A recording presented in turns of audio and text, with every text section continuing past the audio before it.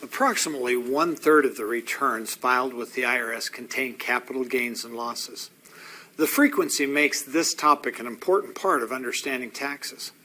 Unfortunately, the law can be somewhat confusing, to say the least.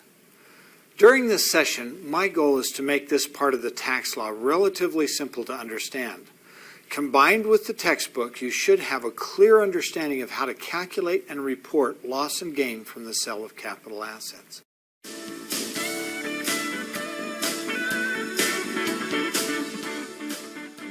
Let's begin by understanding what a capital asset is.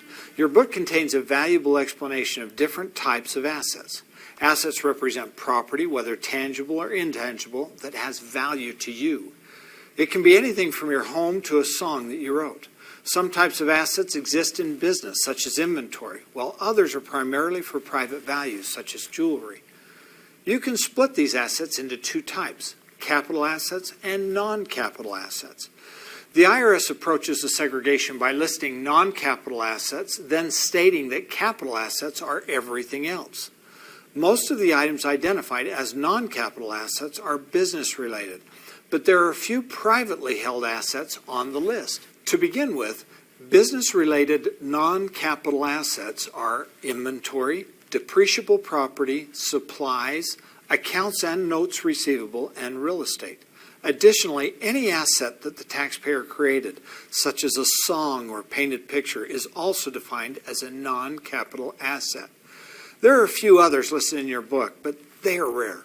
So, if it's not one of the non-capital assets, it is a capital asset. It can include your house, your personal car, stock certificates, even your coin collection, to name a few. As a professional tax preparer, it will be up to you to determine whether or not an asset that was sold or disposed of was a capital asset. We do that backwards by asking ourselves whether or not it is a non-capital asset. Let's consider a few examples to see how well you understand this concept. I have already mentioned that your home is a capital asset. What about a rental home that you own? Is it a capital asset? The answer is no, because it's a business asset and depreciable. What about the company truck? Same thing. It's a business asset and it's depreciable. What if you loan money to your neighbor so she can start a business? She promises to pay you back in the next 12 months. Is it a capital asset or not?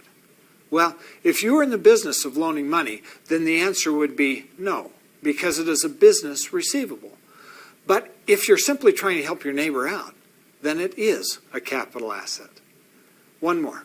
You buy a boxcar load of mirrors from a supplier at a fantastic deal that you plan to turn around and sell at flea markets. Are the mirrors capital assets or not? No, because they're inventory that you intend to sell. For tax purposes, the definition of a capital asset doesn't come into play until you sell or dispose the capital asset. Until that time, you don't recognize any gain or loss on the asset. For instance, if you purchase artwork and its value appreciates, you don't report any gain until you sell it. The same thing goes for a loss. When you buy stock and its value declines, buyers who are not dealers can't recognize the loss until they sell their shares. Why is it different for a dealer or stockbroker? Because to them, the shares are inventory, making it a non-capital asset. When a sale or disposal of a capital asset has occurred, it is reported on a Schedule D.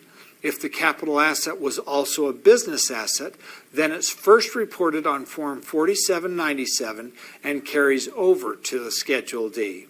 We'll describe a Schedule D later in the discussion, but first you need to understand how the gain or loss is determined.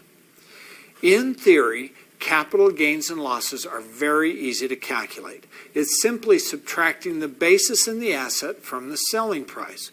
Or if the capital asset was worthless when it was thrown away or stolen, then the loss is simply the basis since you have no selling price.